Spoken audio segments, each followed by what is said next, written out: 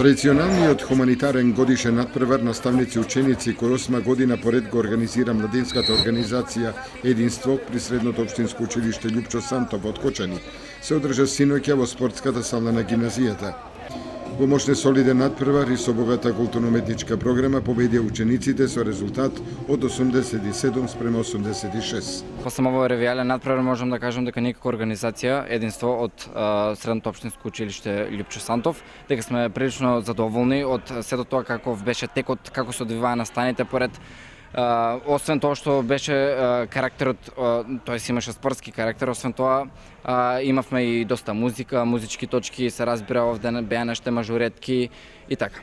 Понатаму ќе ни биде ова мотивација за и понатаму да продолжиме да организираме исто така други настани кои што исто така ќе подкрепиме со хуманитарни и цели.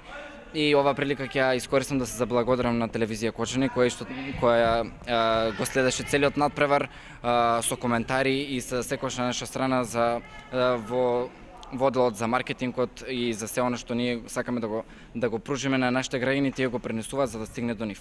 Овој хуманитарен надпревар на кој присуствуваа голем број ученици и родители од градот побуди голем интерес, бидејќи средствата собрани од истиот, организаторот младинската организација Единство ќе ги намени за помош при лекувањето на нашиот сограѓанин Методи Митев. Голема благодарност до организаторите на овој хуман надпревар, што беше многу добар и игран реално од двете екипи.